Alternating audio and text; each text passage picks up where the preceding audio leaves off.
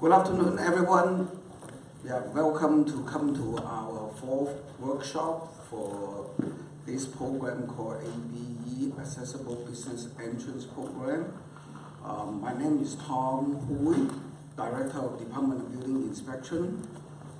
First of all,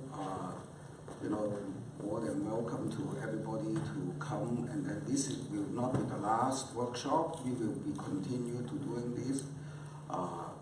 But first of all, I want to make some acknowledgement. This program, first of all, we need to say thank you to Supervisor Tang.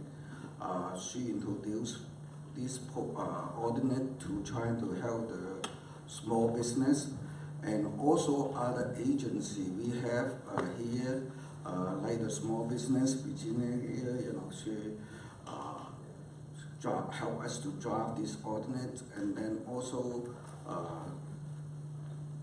Mayor of Disabled Access, department from Nicole back there, and also the planning Department of Public Work. They help, for us to gather together to have all this done to help the small business regarding this accessible business entrance program.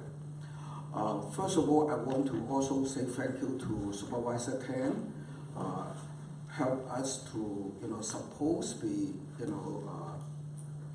this have a deadline for the screening form to submit this month, but we will extend it until, January 1st, 2019. But don't wait for it. You should submit as, early as possible.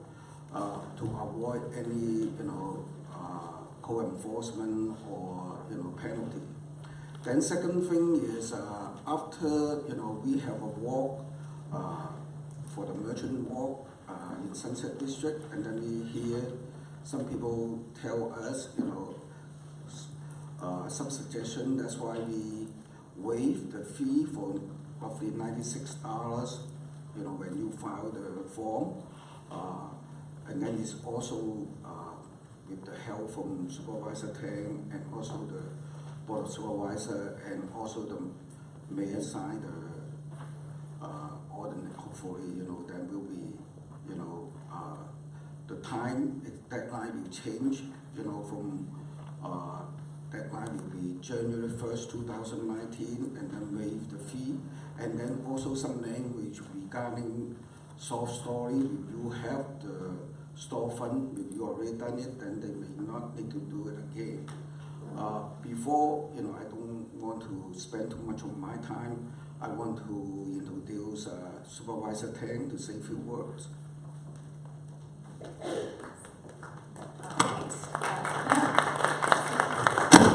Good to see everyone here today. So I just wanted to give a little bit of background on the impetus behind the legislation, because of course I know that a lot of people might wonder, why is the city layering on another requirement for me?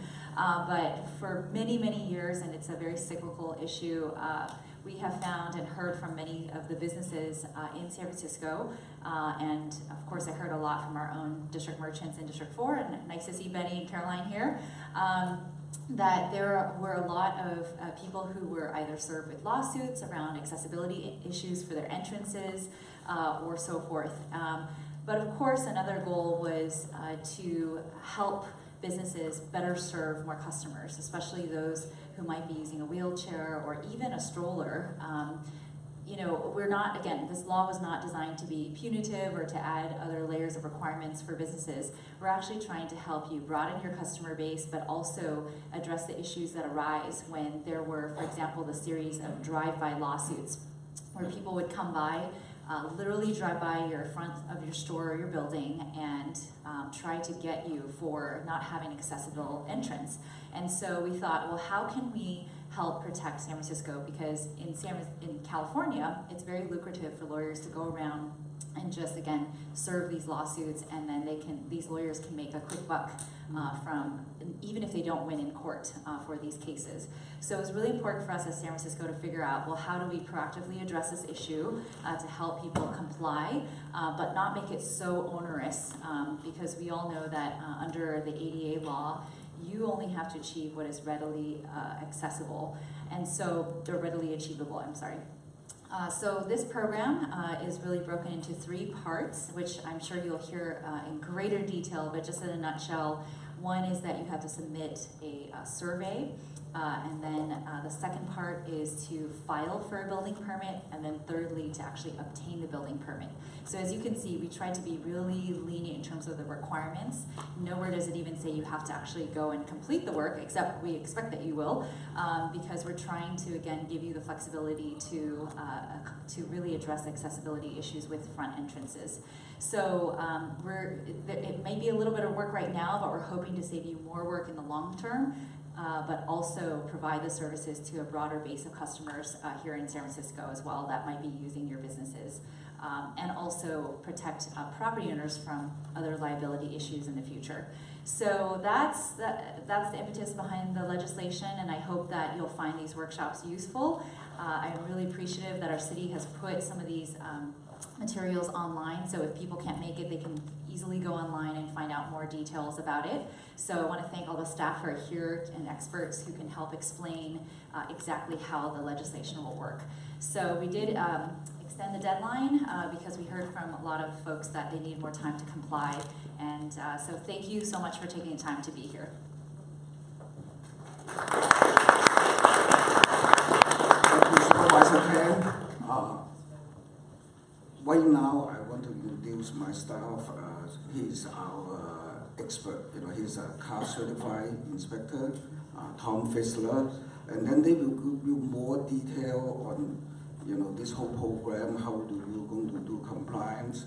But before that, I want to give you the information. If you have any problem or any issue, then come to our department, 1660 Mission Street, first floor, counter 8.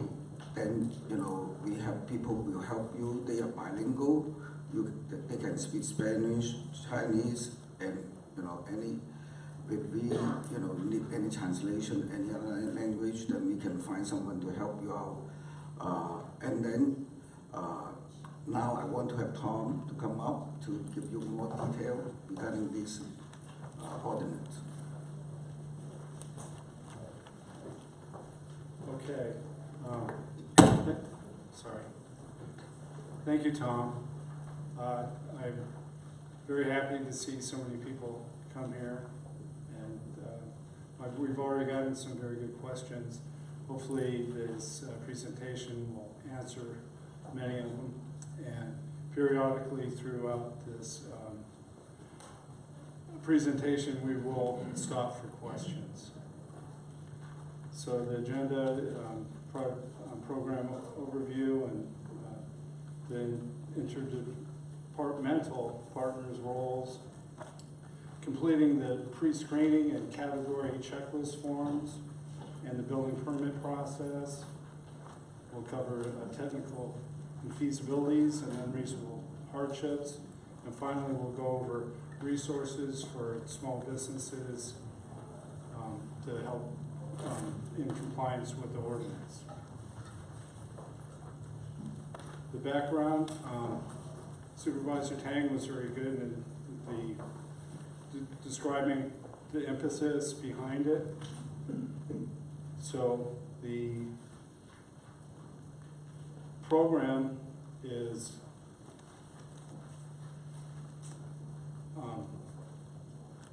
focused on places of public accommodation. Okay, so there's examples of places of public accommodation would be banks, any retail space, daycare centers, motels, restaurants, bars, beauty salons. Anyways, if the one thing we get a lot of questions about whether residential entrances are covered. Only places of public accommodation. So if you have an apartment or a condominium, it's not considered a place of public accommodation. That entry is not under this ordinance. But if it's a hotel or motel, it is a place of public accommodation. Ultimately, the property owner is the responsible party in complying with the ordinance.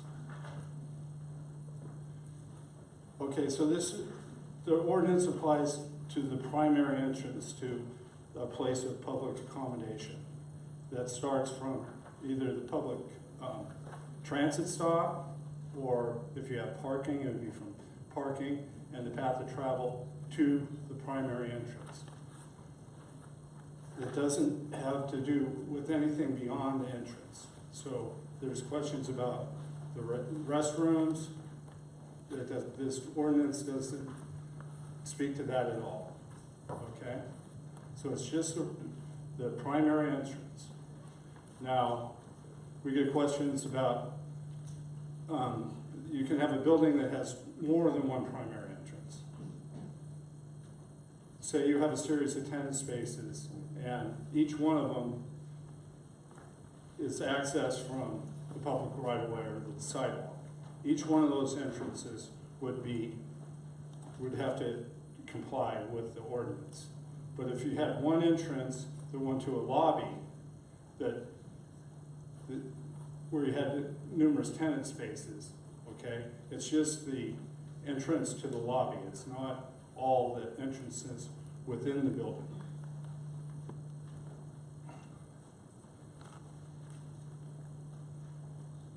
Okay. So the role of the Department of Building Inspection is we're the program administrator. We issue the permits. We do the plan review. We'll do the site inspection. And finally, we'll issue the certificate of final completion stating that you've complied with the ordinance. Steps to program compliance. The first step is to determine whether your entry is exempt under the ordinance. The second step will, if it's not exempt, then you have to consult a CAST inspector or a licensed design professional. A CAST inspector is a certified access specialist. That's what the CAST stands for. It's a program administered by the Division of State Architect. They're specialized in accessibility issues. Step 3 would be to complete the category compliance checklist and find out which category your entry is in. Step 4, if you're required to get a building permit, you'd file for a building permit by the design deadline. And step 5, you complete the work, have the inspections, and get the certificate of final completion. Okay, exempt buildings. Newly constructed buildings that were applied for on or after January 1, 2002 do not need to comply with the ordinance. We refer to Form 1-2. That's a special form at the building department to build a brand new building. This is an intended improvement. This is if you are going to build a brand new building and the permit was filed on or after, on January 1, 2002 or after, you're assumed to be compliant, you're exempt, and you're done. Religious organizations are exempt. Bona-fide private clubs are exempt. And facilities that are not places of public accommodation are exempt. So you could have a commercial property that you get the notice, but you don't have anybody, you don't have the public coming there to get a good service. An example of that would be, say, an auto dealership. You have a place where they come in, you have the showroom. Obviously, that's a place of public accommodation. But in San Francisco, many times, say the body shop or the repair facility is in another building. That building is not a place of public accommodation, so that building would be exempt. So the steps, if the building is not exempt, you hire a CAS or licensed design professional to complete and submit DBI's category checklist form. Once the form is accepted by DBI, it will comply with the first date. Once the building is placed in the compliance category, you follow the deadline schedule to ensure program compliance. And here's the schedule with the updated dates.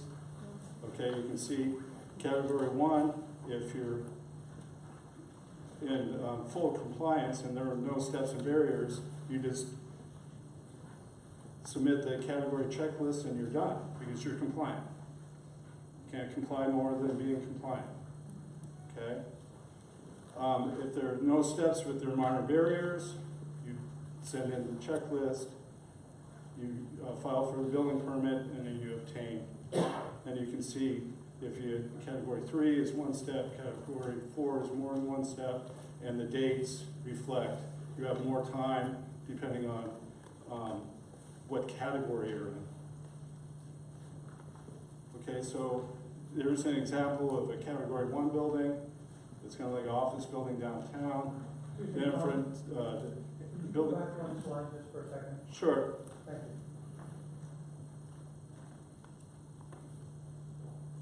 Okay, all this information is online too.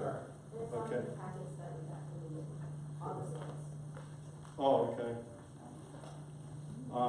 Anyways, all right. Okay, so, okay, category 1, building entrance has no steps. It is compliant, it meets the ordinance. You're done, it's over. Okay, category 2, that's an example of a building entrance that doesn't have a step, but there could be other non-compliant issues. Say that the hardware on the door might not meet the level landing.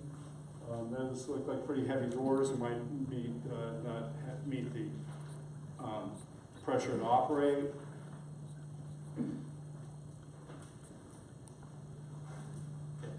Category 3, there's a building with 1 step, and then category 4, buildings with major barriers and they have more than 1 step.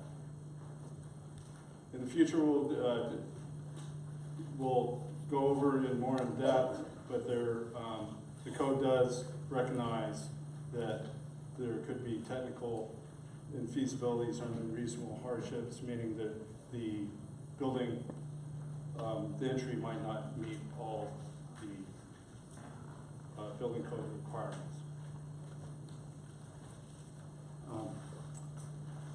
So we're going to go on to planning now. We'll do questions, and there's another couple of places for questions in the PowerPoint. Oh, you want me to mention the, okay, the card? Yeah, so there's cards for questions. So you can fill out the question cards and then we'll go through them. Okay? Right.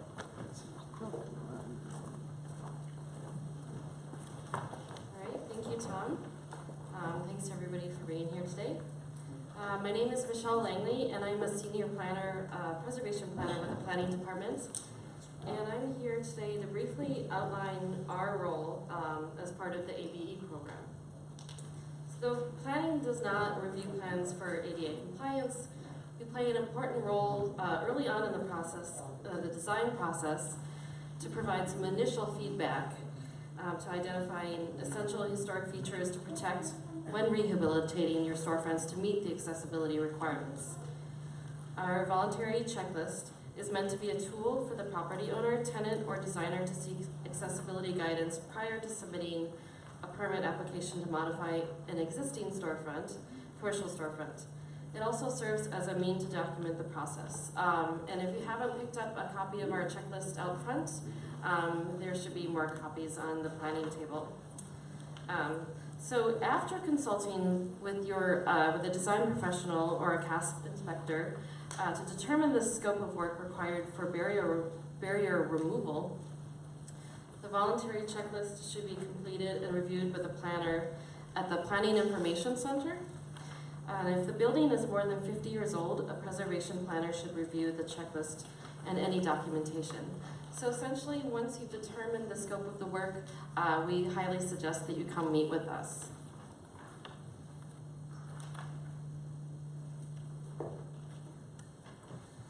So along with the completed checklist, we suggest that you bring any photos, drawings, or other documentation that you may have that outlines the existing conditions of your storefront and sidewalk.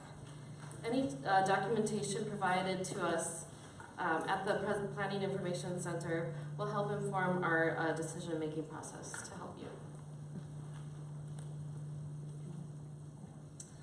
Just briefly, I wanted to go over some aspects of our checklist.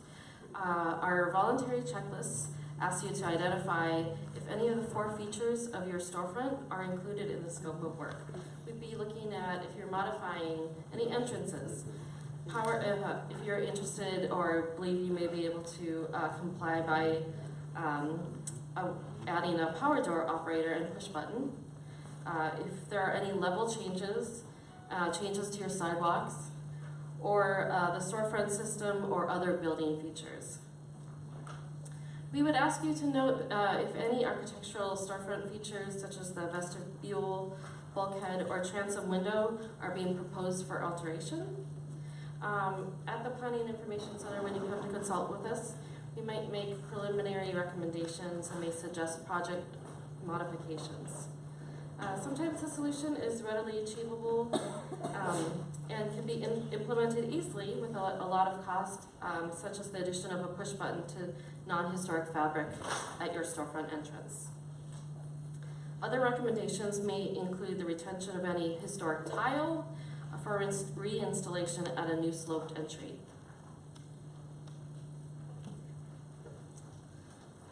So if at all possible, door entrances should not be modified so as to retain their original location, rhythm, and storefront configuration.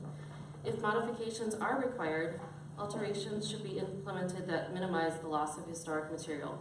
And when you come meet with us, that's certainly something that we would discuss with you. It's important to note, and we get this question quite a bit, that buildings prior to the passing of the ADA are not exempt from compliance with the ordinance. Some properties may qualify for use of the California Historical Building Code, especially if you have been identified as a historic resource. So we are looking at other storefronts on a case-by-case basis. And you may be able to demonstrate other acceptable means to meeting accessibility requirements. Just a quick recap, the voluntary checklist was developed by the Planning Department in an effort to identify preservation issues upfront. Ultimate approvals of your plans should be able to be done over the counter by a preservation planner. I'm at the pick counter quite a bit, and I'm also there outside of preservation hours, so that's something you might want to take note of. Some complex projects may require intake, especially if your property is a historic landmark subject to Article 10 and 11. Along with the building permit, it would require an entitlement, either what we call our certificate of appropriateness or a permit to alter. However, I did want to share that we're currently working on planning code amendments to Article 10 and 11 to allow for accessibility upgrades to be approved over the counter without the additional entitlements. However, that probably won't go into effect until later this summer. And that wraps up my portion. Next is Kevin Jensen from Public Works.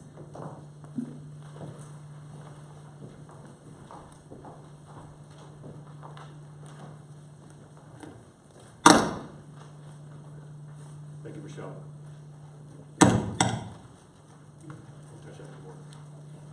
Thanks for being here this afternoon. I'm Kevin Jensen, ADA coordinator with Public Works. I'm also an architect, and I'm here to go through the Public Works portion of this program, primarily dealing with the public right-of-way, the sidewalks, and so forth that are contiguous with the frontage of any particular property that has public accommodation. So the most important thing that I can try to impress upon this process for our point of view is the need for a sidewalk survey. If it's clearly compliant and your survey shows that your sidewalk is under 2% or not more than 2% in all directions, that's level under the code and you're good to go with your initial checklist as being category 1. If you have anything beyond that slope, then you're category 2, and that requires sidewalk drawing a survey to show what the existing slopes and cross slopes are, so we can determine what kinds of alterations of the sidewalk under a sidewalk improvement permit might be required, feasible. There are reference standards that we can draw on, that your design professionals can draw upon, public right-of-way guidelines, federal standards, the 2010 accessibility standards, the California Building Code. The Public Works Code also has an overlay of issues that are related to these sort of things. For example, our typical design limit for cross-slopes and sidewalks is 1.67%.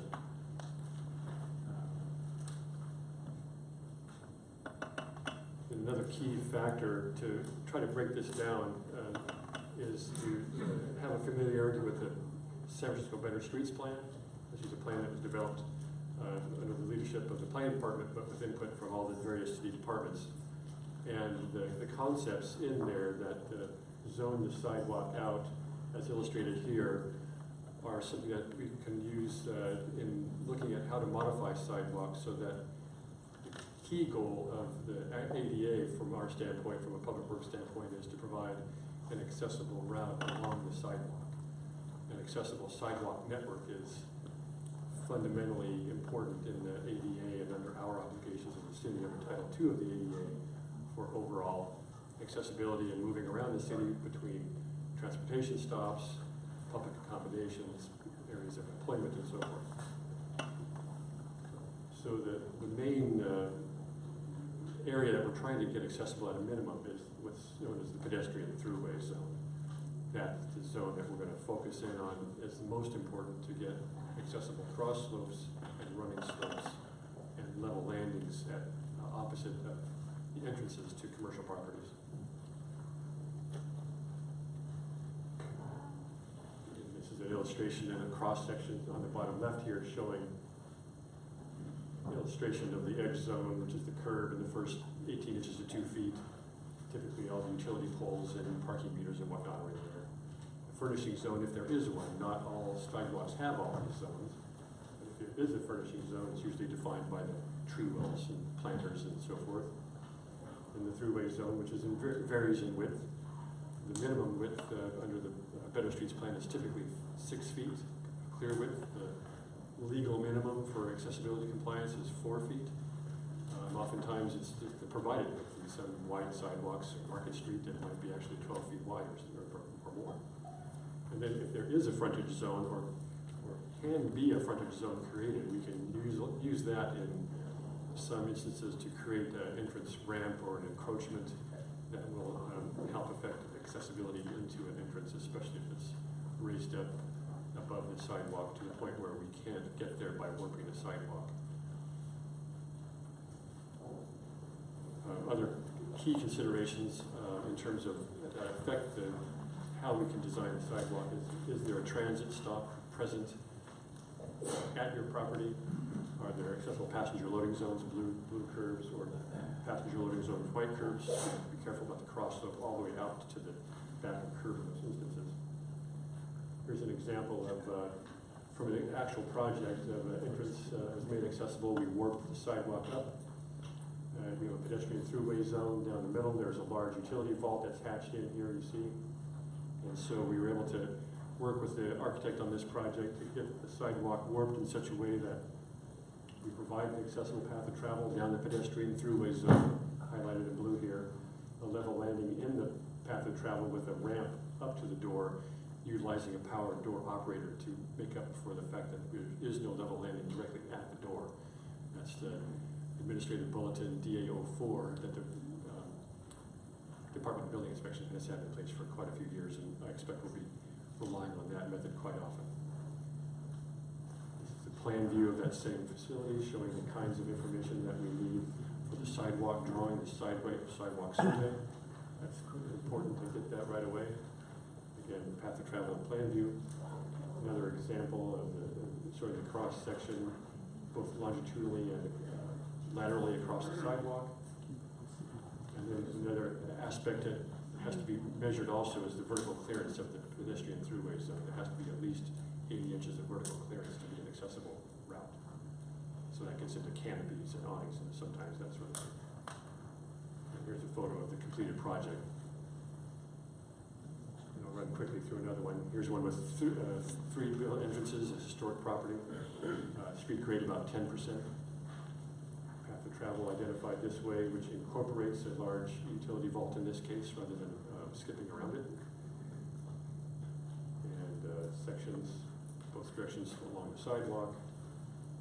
And then the final product is showing individual entrances, each of which were provided with power door operators. And then path of travel down the length of the middle of the sidewalk. And another example here, a coffee shop, individual door with a level end that's been created with a power door operator, the vertical bar type you see on the next to the entrance. And this is an example on the street center, 20% slope, that using these principles of sidewalk warping and using the zones of the sidewalk in the Better Streets Plan, that even on a 20% slope, it's possible to get an accessible route down the sidewalk and accessible entrances. Another example where more extreme cases where it'd be more like a category 3 or 4 situation where we can split the sidewalk, in the example on the right, and raise the sidewalk up using steps between a couple of tree wells in this case, or in the case on the left, a planter to have a situation where the pedestrian throughway zone actually had to be depressed lower than the sidewalk in order to catch the elevation of these doors. There's 3 doors in series there. Another more extreme case on a street that again was about 10% slope, where we had to do something more like this, an approaching ramp and stair, or more like a level landing and stair. The street in this case is the ramp road. And there's an example where this will caution the people doing surveys that yes, there's a level landing at this door. However, the way it was done, it made the rest of the sidewalk too steep, so we don't have an accessible entrance because by definition, entrance includes the approach walk. So this is a category 2 example, not category 1. So when you're doing your surveys, catch this as a category 2 because this part of the sidewalk has to get reworked.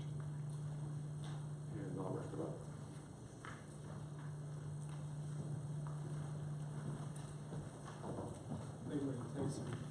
I think we have some questions.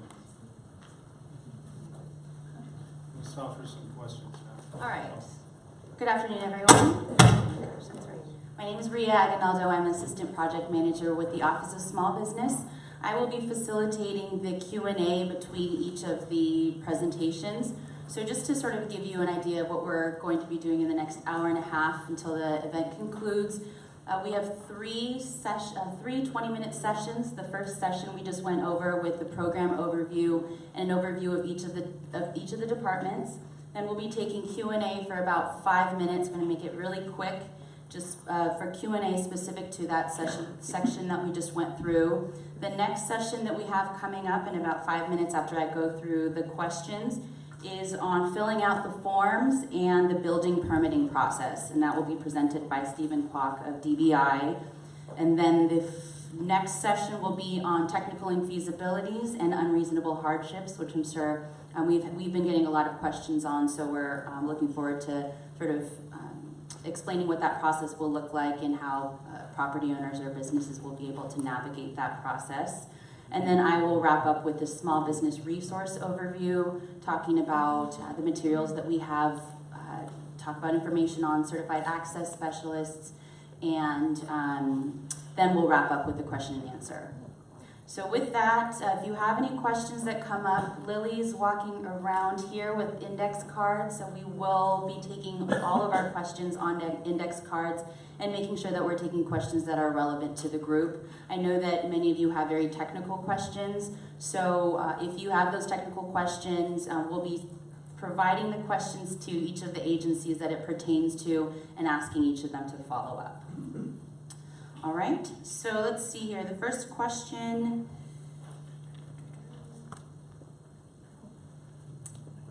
is on the deadline extension. So the current extension of the deadlines is the first category and second category compliance is January 1st, 2019. How does this affect the 7 days between May 23rd and June 1st, which June 1st is when the extended deadlines goes into effect? The department has decided that we'll just honor the extended deadline. Okay, so if there's, just go by the extended deadline, okay? That's what we're honoring now. Now, if you're ready to submit, though, submit, please. You know, sooner we can get it done, the better. Thank you, Tom. So just to clarify that question, the extension of the deadlines, it was legislated, so the legislation goes into effect June 1st, and currently the previous deadline was May 23rd, 2018. So the question was what happens between that week time. Tom is stating that We'll just honor the extended deadline. Okay. The 7 days, I wouldn't worry about it. okay. We're honoring the extended deadlines, Yeah. but get your checklist in as soon as Yes, possible. if you're ready to comply with the ordinance, you might as well submit. All right, next question. On the side of our building, we have an accessible business entrance, although it's not the primary entrance. Do we need another entrance in the front of the building to be accessible? That's something that would be done through a building permit and we'd have to review it. And there's a potential that would be a compliant entry. You'd have signage sending you over to the accessible entrance as long as it meets the building code. It would be equivalent facilitation, so there's a potential that would need to go to the Access Appeals Commission for ratification, but that is a possibility. Next question. Do we include non-compliant items related to public sidewalks outside of the property in the checklist if the checklist is not compliant? Do we include non-compliant items related to the public sidewalk outside the property if the checklist shows that the building is not compliant? Yes, both. Anything about the entrance doorway would be part of what the DBI would be looking at under their portion of this program, and the sidewalk itself that's adjoining the subject property or business is also part of the entrance, and so it needs to be evaluated. I wrote that question, and I asked you to follow.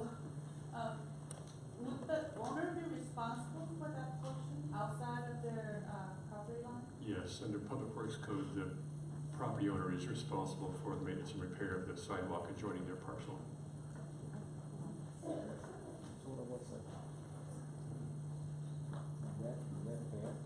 Next question, still on that note regarding sidewalks. Fluctuations are great when calculating slopes. Do you have guidelines for evaluating slope and cross slope when determining proper compliance? Again, I presume they're talking about the sidewalk. Cross slope is stipulated in the codes. Our Public Works Code typically limits the the sidewalk overall to be not more than 1.67%, 1/5 of an inch per foot. ADA and California Building Code allow it to be up to 1 to 48, so 2.08%. So we encourage people to design to 1.67, and we'll accept in construction up to 2.08% as a construction tolerance matter. So always designing within the regulatory limits so that you don't exceed them in construction. That's just typically how you want to do accessibility compliance generally anyway. Within the pedestrian throughway zone is the key thing that we're looking for if we can't get full compliance across the entire sidewalk. And so as I mentioned in my presentation, we can entertain going above 2% in the other zones in the sidewalk depending on what's going on. If there's a bus stop or a passenger loading zone or a blue zone parking space, we're not going to be too interested in going with high cross slopes all the way out to the back of the curb. But elsewhere, we can go over 2%. That's not uncommon. Where we have to, we can also manipulate the curb height. 6 inches is standard. We can go as low as 4 and as high as where there's parking, about 7 inches or so. Where there's not parking, or if it's commercial loading parking only or a bus stop, we might go 8 inches or thereabouts, depending on the situation. So that can also help with the cross slope situation. Another key thing that I alluded to in my presentation is the use of DBI's bulletins DA04 and DA05, which allow up to ramp slope, up to the door, with no level landing at the door. That drops the back of sidewalk significantly and can really be very powerful technique to get compliant cross slopes. Running slopes, when you're blending out grades uphill and downhill, there's some guidance from the Federal Highway Administration on that for ramp slopes and so forth. The bottom line is we want to make that running grade as close to the natural grade of the street as possible. We do recognize that we have to deviate from that when we're introducing level landings into the sidewalk. This is just a geometric mathematical fact. It's got to be steeper. How much steeper is case by case. We have to show that we're blending it out to the nearest obstruction that doesn't allow any change. Thank you.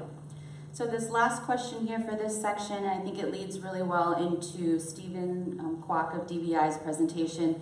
We own a 4-unit apartment building in the Richmond. Are we exempt from the ordinance, and what forms do we need to fill out? So for any projects that were notified or buildings that have been notified, that only consists of residential facilities or residential dwelling units. You do not have, and you don't have any public accommodations within the building. You are exempt from the program. However, you do have to complete a pre-screening form and submit that to our department in order for your building to be removed from the list. And the reason why a lot of these people were notified is because if you have filed for a license, business license with the city, you are part of the database of this program and you are included in the list.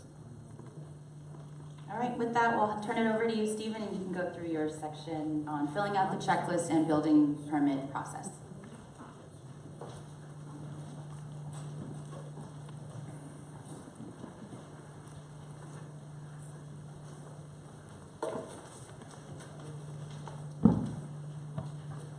All right, good afternoon, everyone. My name is Stephen Kwok. I'm a senior building inspector with the Department of Building Inspection. So today I'll be going over 3 steps in completing the required forms to comply with the Accessible Business Entrance Program. As you can see here, we have a breakdown of the 5 simple steps that are used to achieve compliance with this program. Please be aware that not all buildings will need to go through all the 5 steps. What I'll do is I'll start by going through the first 3 steps that are the most important for this program.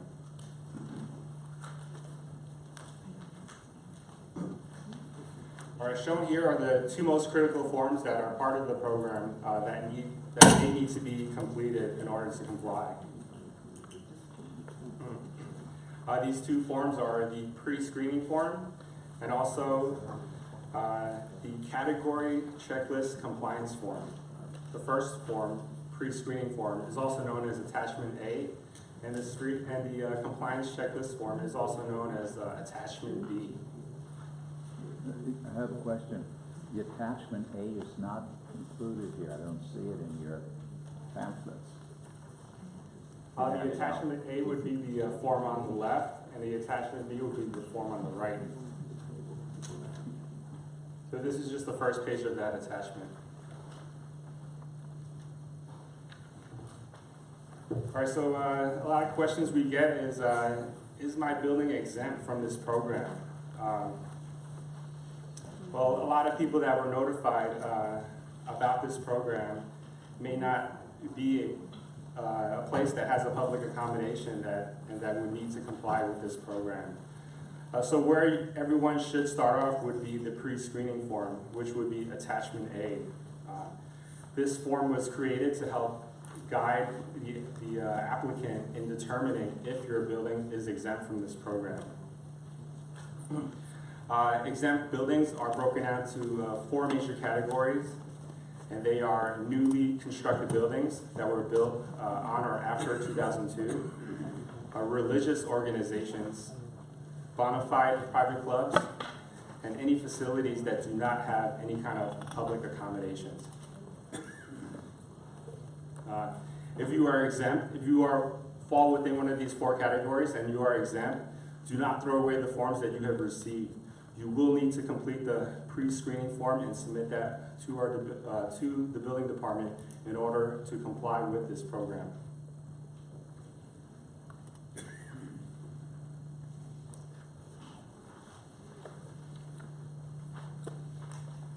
Buildings built after 2002.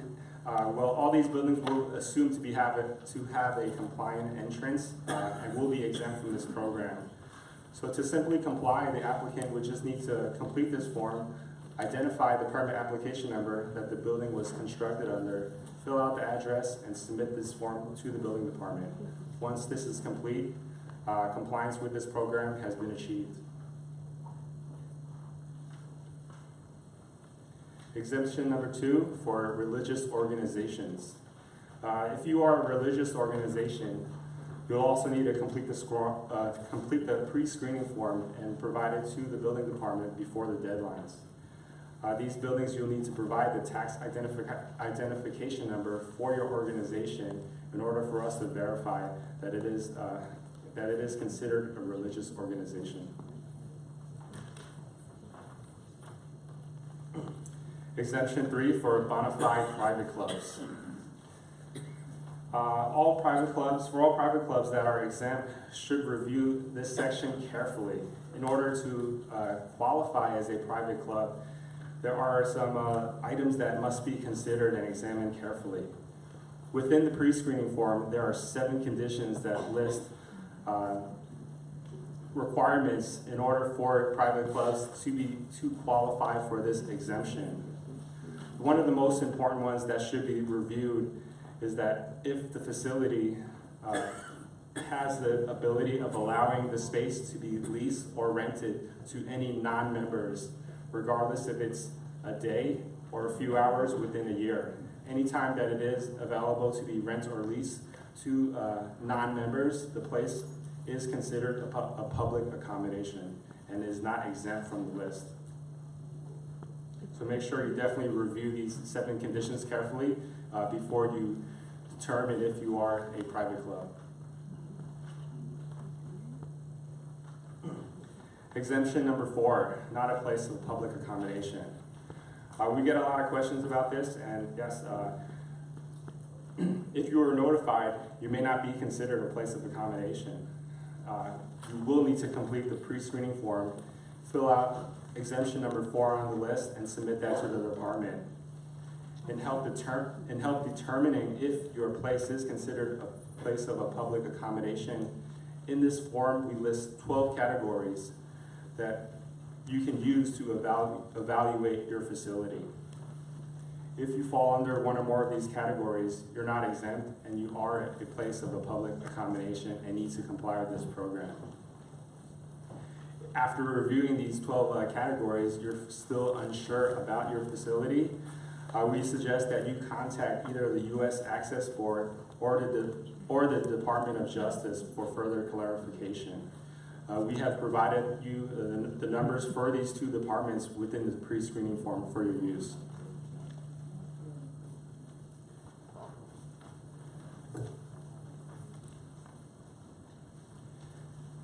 Who can complete this pre-screening form?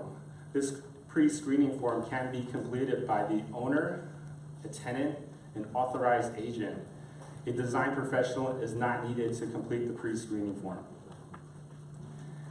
Please note that there is no fee for submitting this pre-screening form, and it must be submitted within the deadlines for this pre-screening form, which is January 1st, 2019.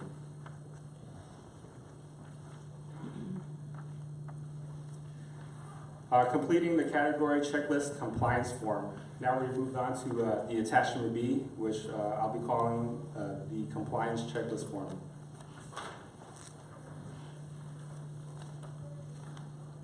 Who can complete this form?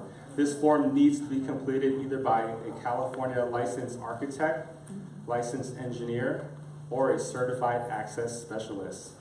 Again, there is no fee for this form, and also it must be completed within the deadlines determined according to the category that your building falls under.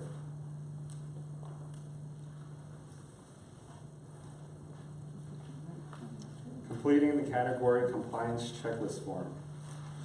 Within the checklist, there's a list of code requirements that will help assist your design professional in determining if your entrance or entrances are considered accessible and figure out which category the building falls under. The list is based off of the 1998 code and varies slightly from the current code requirements.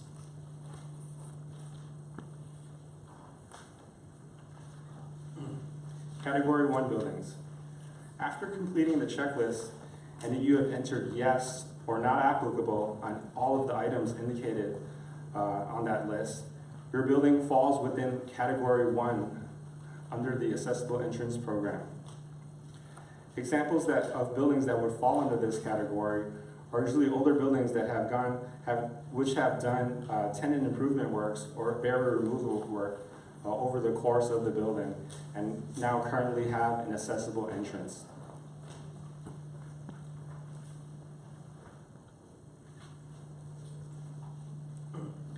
So for buildings that are under Category 1, how do I comply?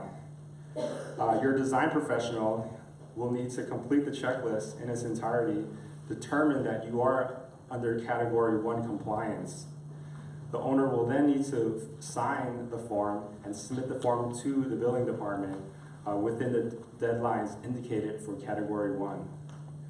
Once any building that is within Category 1 submits this checklist form, compliance with the ordinance or compliance with this program has been fulfilled and no further action is needed.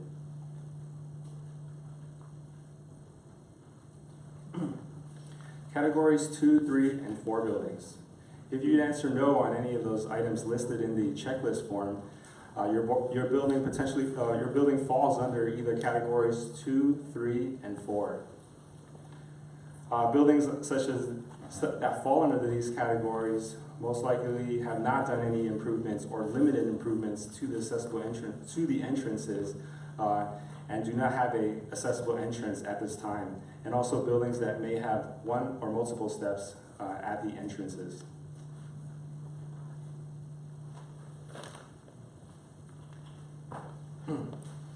Categories 2, 3, and 4, how to comply.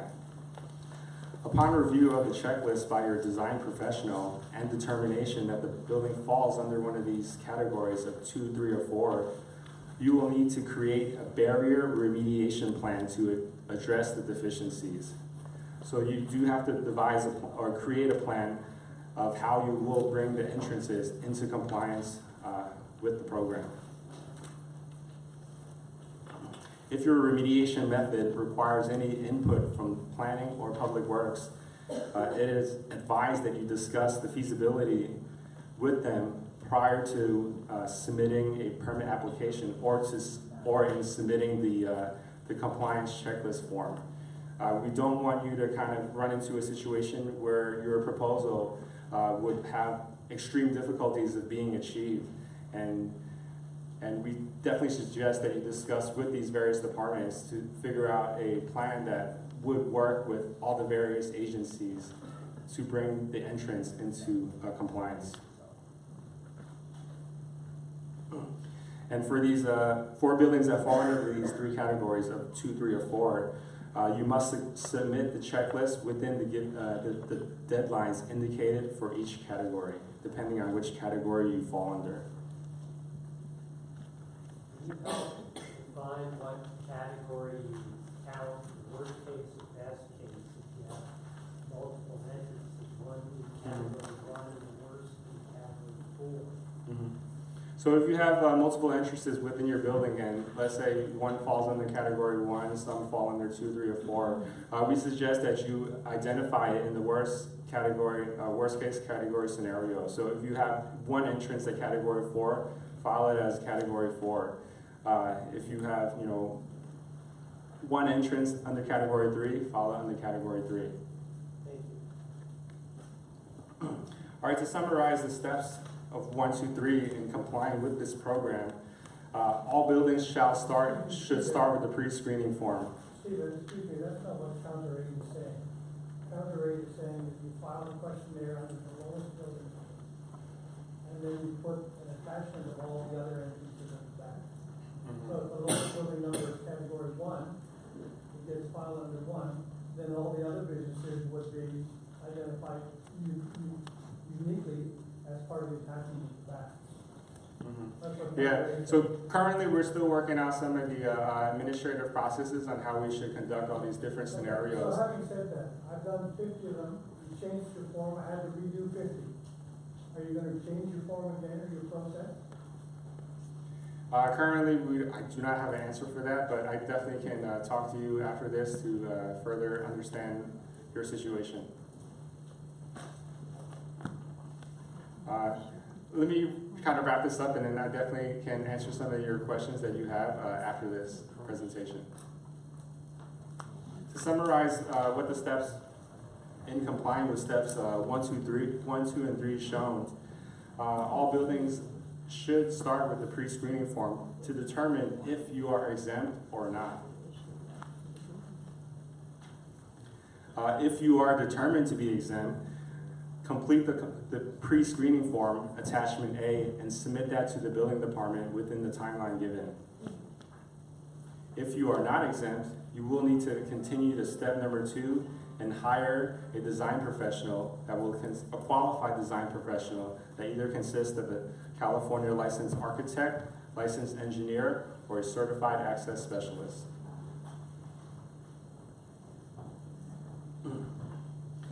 Have your design professional determine which category you fall under, figure out a remediation plan if necessary, and then submit the compliance checklist form to the building department within the given timelines.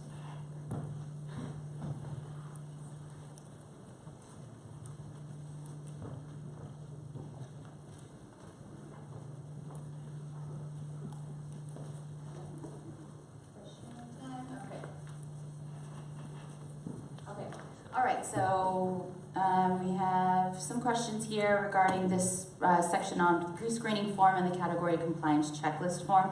I can answer just one quick question regarding public accommodations and whether or not you need to fill out the pre-screening form.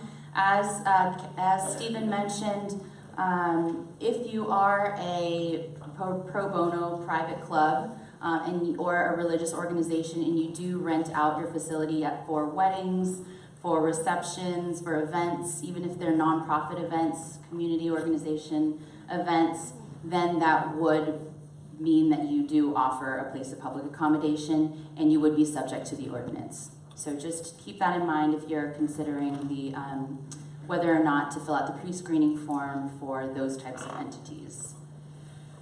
All right. Okay. Sorry, I'm going to ask these questions to Stephen. Okay. So if a residential building includes an on-site leasing office, is the entrance leading up to it subject to the ordinance? Yes, if the residential building provides a leasing office, that office is considered a public accommodation and would need to comply with this program. Is submitting the pre-screening form required regardless of whether you're sure or unsure if the property is a public accommodation or not? So if you're unsure if your place is a public accommodation, you should go through the pre-screening form. And item number 4 within the pre-screening form, we have listed categories that are considered public accommodations. And again, if you are still further unsure, we advise that you contact the U.S. Access Board or the Department of Justice to determine if you are a public accommodation. If you already know your public accommodation, you don't need to submit the form, right? Correct. If you are a place of a public accommodation, you do not need to complete the pre-screening form attachment A.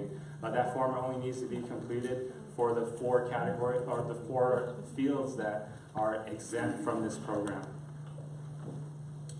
Okay, can the pre-screening form be completed online or submitted online? And if we have digital photos, how do we submit those? You can't submit the form online, you can't obtain the form, but you can email the form to us. And if you wanted to attach any photographs or any additional documents, you may include that as an attachment within the email. And we do recommend that you submit it in that fashion so that we have a timestamp of when you submitted your application, and also it gives you, it allows you to retain a copy of the forms that you have submitted to us. Okay, next question is on the category compliance checklist. My CASP inspector says they can do spot evaluations. Do you require a survey by a licensed engineer and then a plan by the certified access specialist?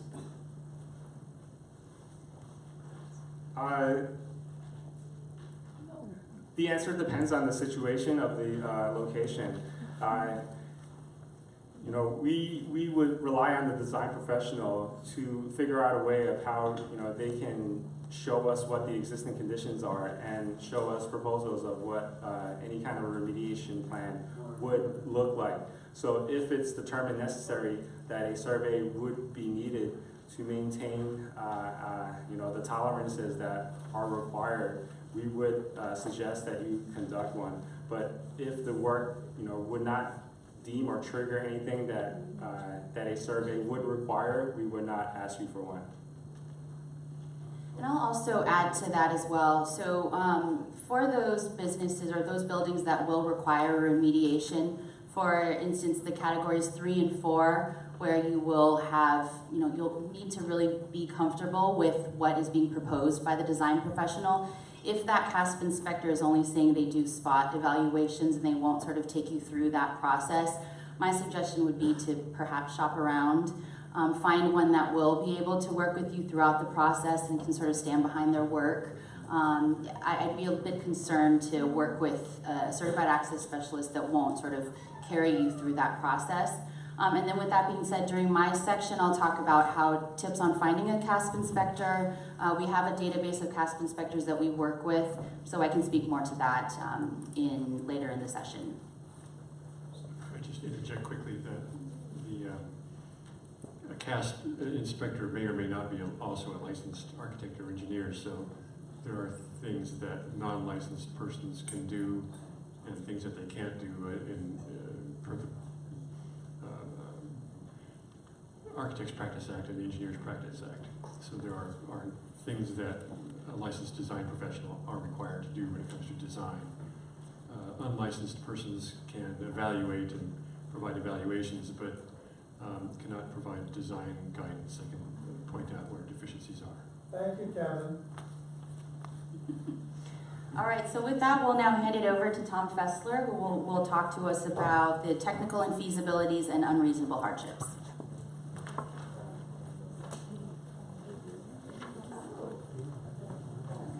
Apologies for that. That was a little intermission between Stephen's section. Sorry about that. So now Stephen's going to talk about building permitting process.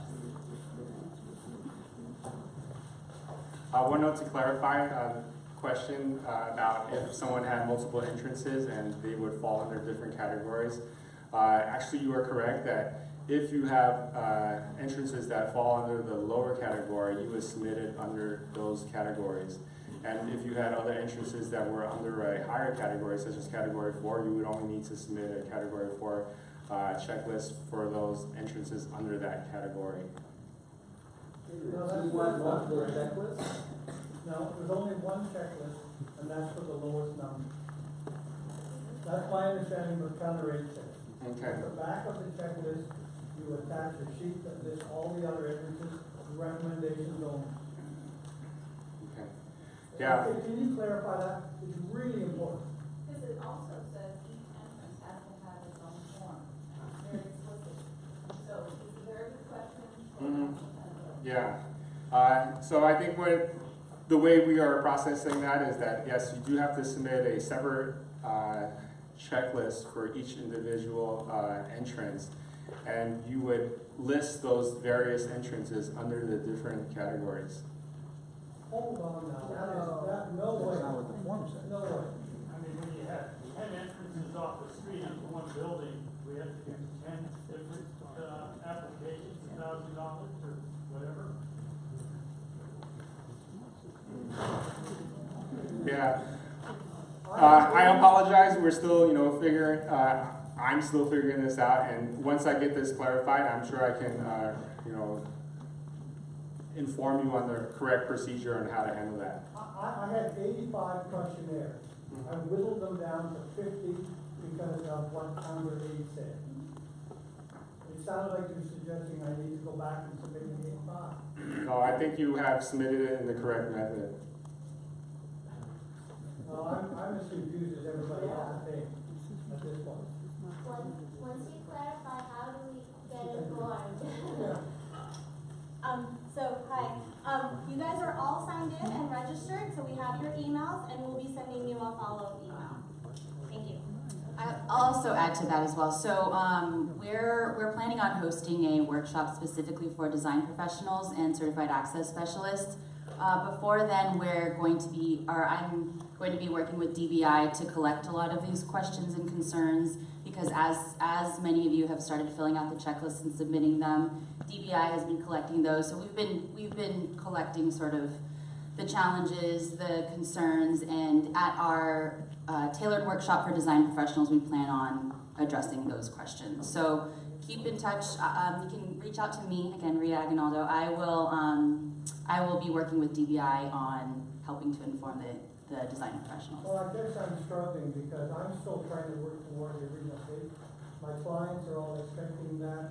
I've suggested that there's a potential deferment on the actual date. I don't want to keep redoing it. I would just assume send it in now and let you folks worry about it later on. You can't keep having workshops and changing things and asking us to keep redoing or reconsidering what it is that we're supposed to do. That's just not fair. Well, I think we can, after this presentation, I would be glad to, discuss with you, find out, what the correct method is that we should be receiving those forms, and then we can talk to you and work with you. Are you going to get me an answer by next week? We should be back in touch with you before that. And we all need to know. Yes, and if you haven't signed up and we don't have your email, please do sign up before you go. Okay, yeah, he's Tom Hui, Director of Department Building Inspection. We take your suggestion, we will try to simplify it. Of course, we say Counter Aid say something and all those. The person is not here. We will going to go back today and then talk to them and then try to simplify the form and then the procedure. That's what my idea, don't want to be too complicated. That's why the waive the fee to help you out to submit too much money to, right? Probably by next Monday, we will send you the email. Hopefully tomorrow, we will go to sort it out, try to simplify all these submittal, okay? Because this is a new program. Everybody experience lots of stuff, but our department will try to simplify it for you, okay? I have Just a hold on. question. Why not extend the deadline to July 1, 2019? They already extended it to January. Yeah, unfortunately, this is a good suggestion, but that one cannot extend anymore, okay? I would add for public works standpoint that, as the example I showed earlier, the 3 entrances in one building, it's really not practical to try to do those as 3 separate projects. When you have multiple entrances in a building, from public works standpoint, it's far better to aggregate them as one consolidated permit or 3 coordinated permits at least if you must, so that the work is designed and built once. It reduces the amount of unnecessary demolition and re-demolition from one entrance to the next. Just do it all at once, and even to that extent, if you can even coordinate with the neighbor next door, the building next door, if there's entrances that are close to each other near a shared property line, by all means, you can bring them in and do something in a coordinated fashion. They have to be separate permits, of course, different addresses, but timing and coordination would be welcome, and it would be much less disruption to the public, much better outcome, more direct outcome, and probably the lowest possible cost for all parties concerned. When you're clarifying these multiple entrances, please think in two ways. Each tenant having individual entrances within a single building, as opposed to multiple entrances to a common lobby that then serves the tenants. From our standpoint, they're all entrances, right? So if it's an entrance to an individual store, or if it's the entrance to the lobby of a building that has public accommodations, the way the sidewalk is altered to handle each of those entrances, if they're coordinated, that's the key thing. I appreciate that, but the form for the middle being 3 or 1 or whatever. That's a DBI intake and information tracking, but when you come to Public Works, if all that stuff is under our sidewalk permit process, because there's a separate permit required from us, sidewalk improvement permit, probably a sidewalk encroachment permit is part of that.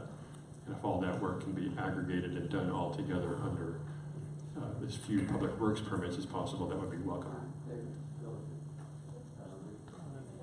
Just one last question on this topic. Just to bring it right back to the form that we're reading, it specifically says multiple entrances in one building. I'm going to skip the first line. The accessible entrance program applies just to the main lobby entry.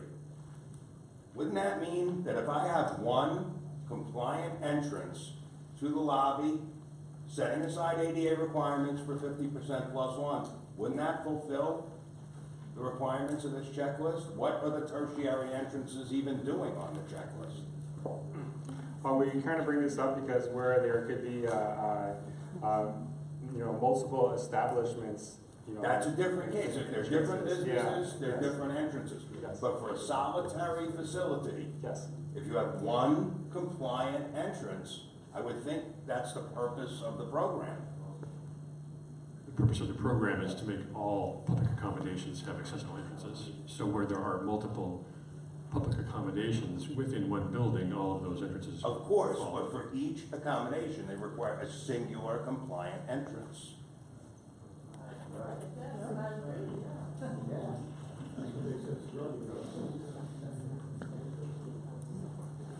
I mean, if you want to get into the ADA and the 50% plus one, that's a whole other discussion. But this is really a San Francisco wants to be uniquely right, and this is the way to do it. So, say you have an office building and you have an entrance on Market Street and an entrance on Mission Street. Right. Okay? I would say that both entrances would be primary entrances. Okay? I can't have It's a going to the directional same sign, lobby. It's going to the same lobby. but I can't have a directional sign Because- on Market Street to Mission Street. You could. Okay. If Mission Street's compliant, I should be good. You have to think about what that path of travel is, though, from that Of non-accessible course, right. entrance. Of course, of course, Minimum. of course. The program says about primary entrance. It doesn't say all the entrances. That's the point.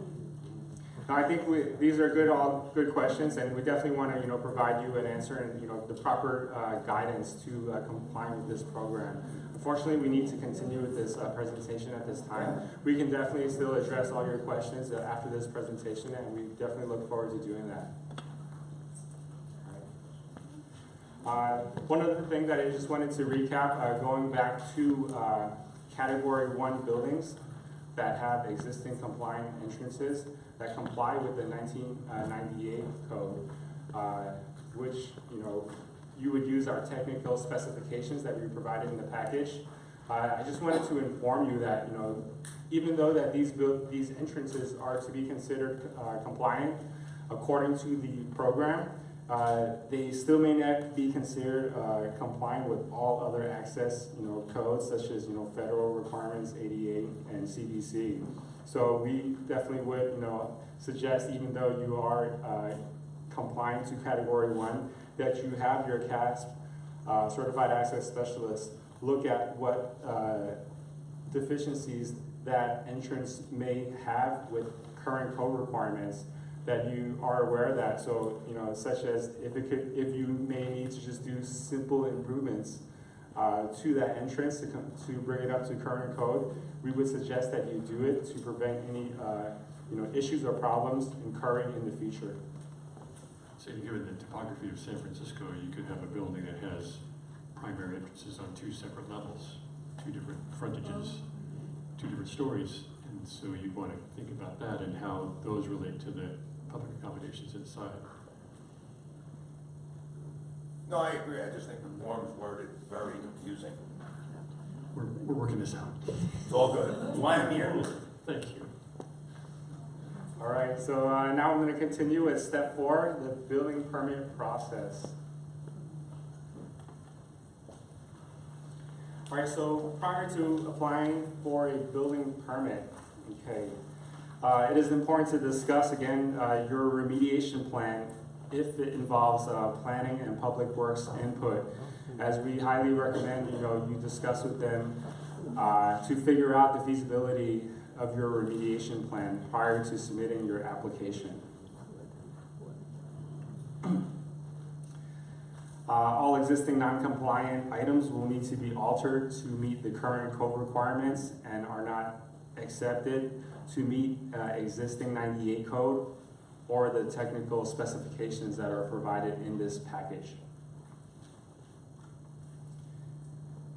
If you are requesting a technical infeasibility or an unreasonable hardship, right now this is the time before you submit the application to gather all the supporting documentation for your claim so that you can include that within the building permit application.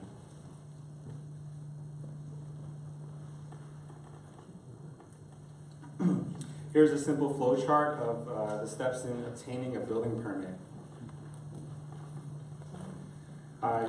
You would have to bring in 2 copies of the plans, fill out an application, and where you can start is the first floor within our building at the information desk. From there, all these permits that will be submitted to comply with this program will require plans. At that point, you will continue with our intake process, have it reviewed by planning, if required, public works, and the building department. If this work is simple, that can be reviewed within 1 hour, we would suggest that you conduct this over-the-counter process, that you can obtain the permit reviewed at our 5th floor in our building. And then once you obtain approval for the building permit, you can, this would allow you to conduct construction, conduct your inspections, and obtain a CSC to bring your work, to show completeness of your work, and would then comply with the accessible entrance program.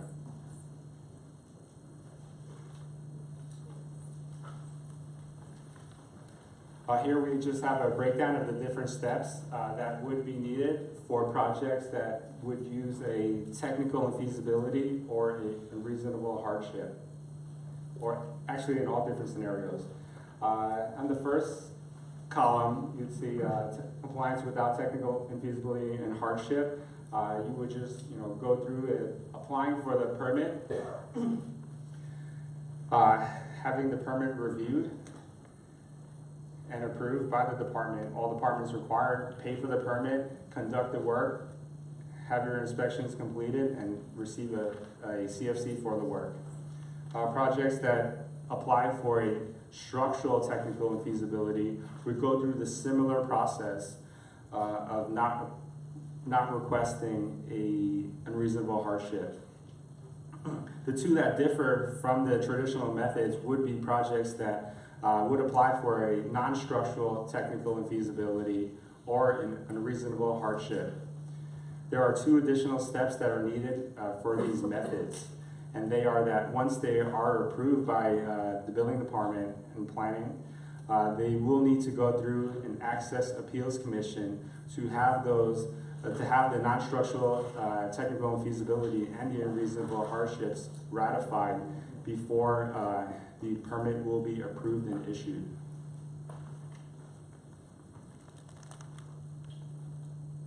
What are numbers 1 through 9? This just basically gives you a kind of a simple step-by-step process and what you would need to go through to obtain a permit for the different methods shown.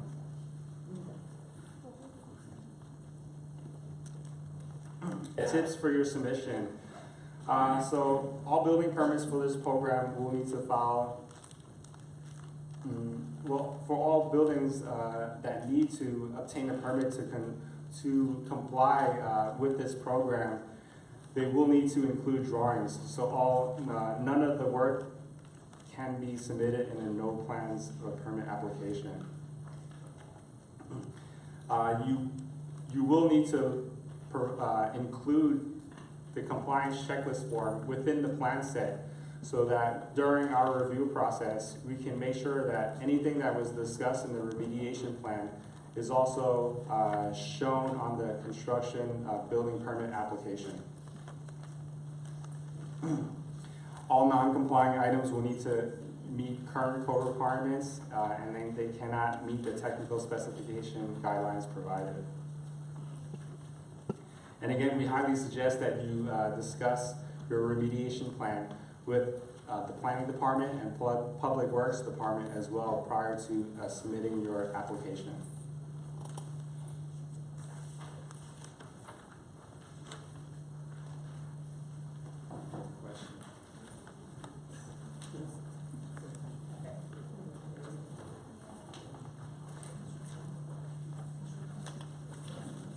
All right, so in the interest of time, we'll just take one quick question before we move on to unreasonable hardships and technical infeasibilities. This question is regarding the construction date. For the planning department, the planning department will list a construction date when you search on their site. Can this date be used even if earlier permits are shown on the city's sites? In other words, you have permits listed that are below the date. You say the building was built in 1982, but then you show a permit before that in your list. I'm thinking on Michelle because it's planning department. Sure. I'm not exactly sure. What are you looking at, the property information? Yeah, you have that group and everything. I mean, the dates aren't always 100% accurate, so that's something to keep in mind. I haven't seen any situations where there are permits issued prior to the date listed of construction. But if you have any specific questions, feel free to give me an email or give me a call. all right, so with that, I'll hand it over now to Tom Fessler, who will talk about technical infeasibilities and unreasonable hardships. Okay, thank you.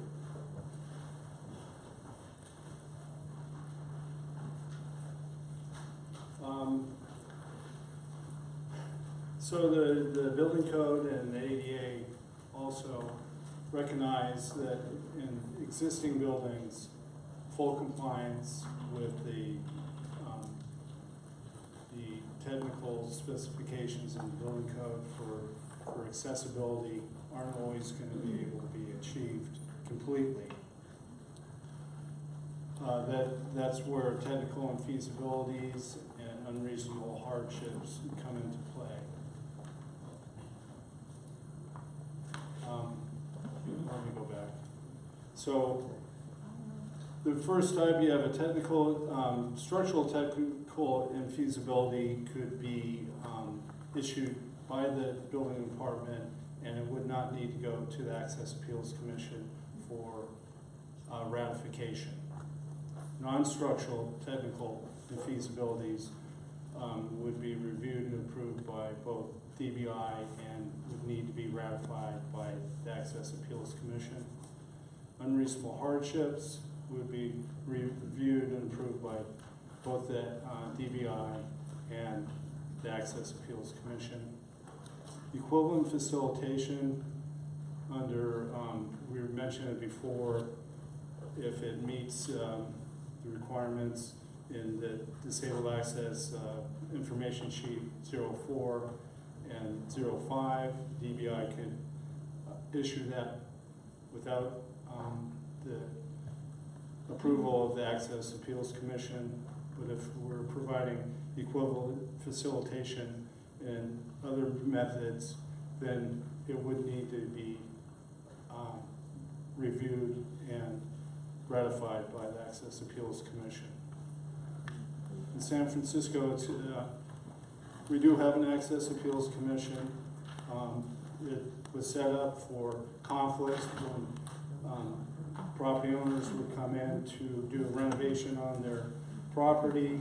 There'd be a conflict potentially between the building department's interpretation of the code and the owner's rep, the architect, interpretation of the code. So there's always a ability to go to the Access Appeals Commission to create a decision as to how the code would go forward. The commission is also mentioned numerous times in chapter 11D of the building code, which is basically the ordinance that we're talking about today. The commission shall make determinations on equivalent facilitation, technical infeasibilities, unreasonable hardships. They can provide extensions of time to meet the chapter 11D for buildings with that have a place of public accommodation. The approvals or disapprovals are final and conclusive as to the department in absence of any fraud or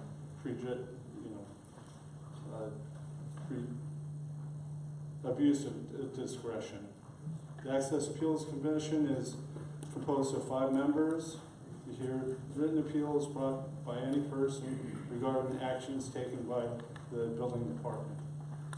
It consists of 2 members who are persons with disabilities, 2 are members are experienced in construction, and 1 member shall be just a public member. They don't need any special knowledge. Currently, there's a current vacancy at the public member, so if anybody wants to get on the commission, you can go to the department website, and there's links to how to apply for that.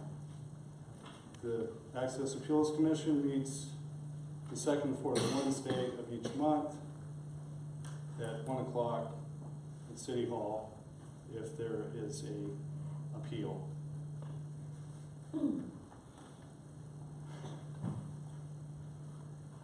Prior to the permit issuance, if your permit contains a technical infeasibility or unreasonable hardship request and it's been approved by DBI, we need to receive ratification from the Access Appeals Commission prior to issuance of the permit.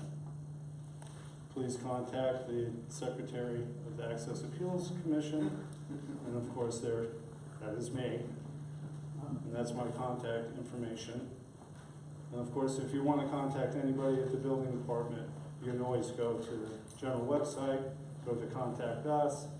If you know the person's name, their email, their desk phone is there at all times. Okay, so again, going back to, let's open up this can of worms.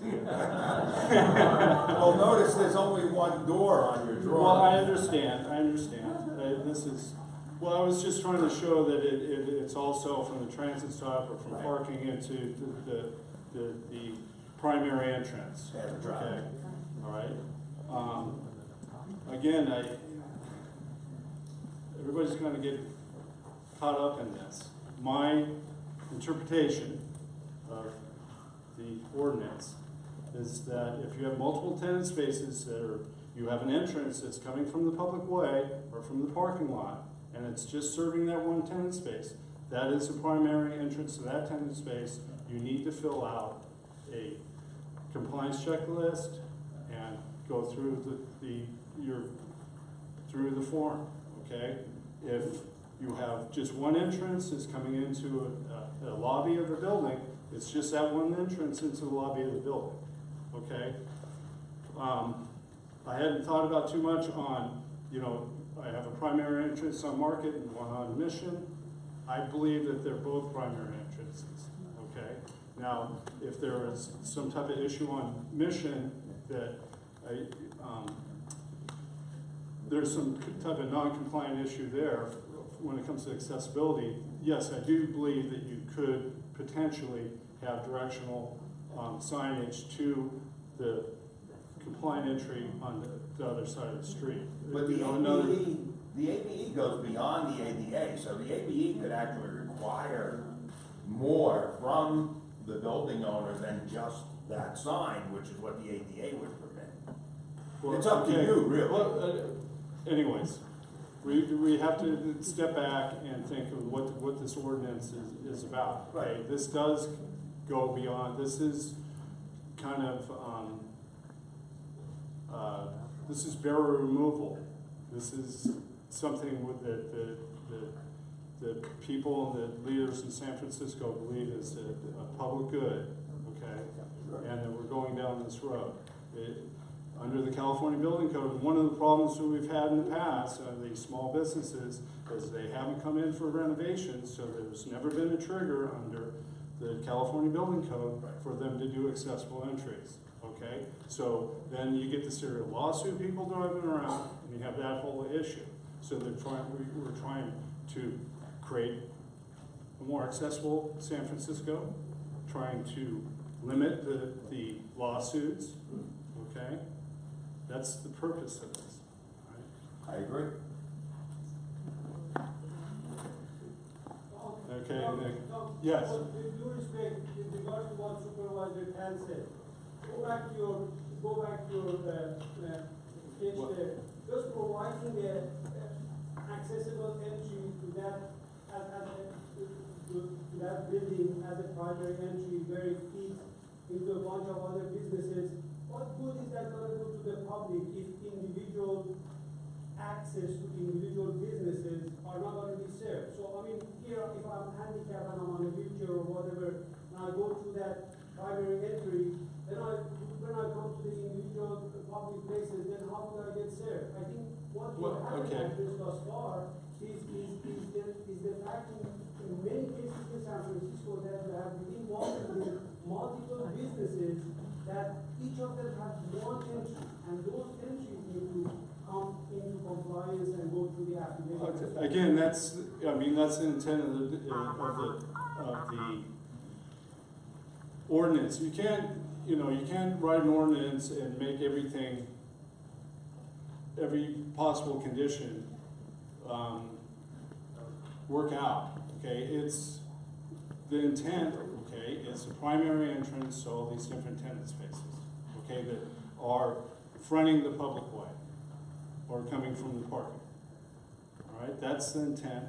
They didn't go further into the building because they understand that it's expensive. Okay, that it's a burden on small business. Okay, we're aware of that. Okay, that's why they didn't add in, okay, let's keep going and go into the bathroom and what's inside the tenant space. We need to do cards. I need to keep moving. I'm sorry, I don't want to. Okay. So, okay, these are just the general definitions of the structural, technical, and feasibility, and non-structural and unreasonable hardships. I'll go into more detail here, right here. Okay, so structural, technical, and feasibility.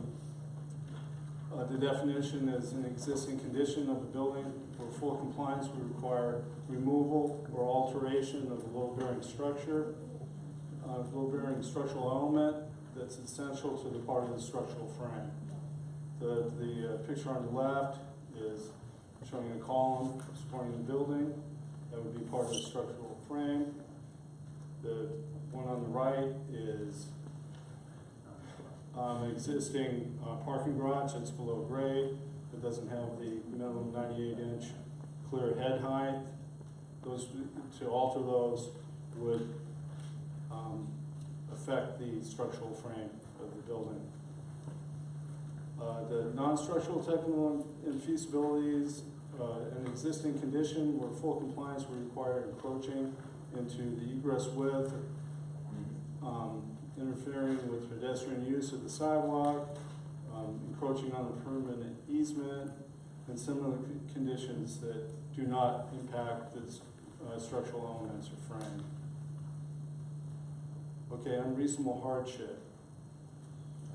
When compliance with the building standard will make the specific work of the project affected by the building standard infeasible based on the overall evaluation of the following: the cost of providing access, the cost of construction being contemplated, the impact of proposed improvements on the financial feasibility of the project, the nature of the accessibility to be gained or lost, and the nature of the use of the facility under construction, and its availability to persons with disabilities.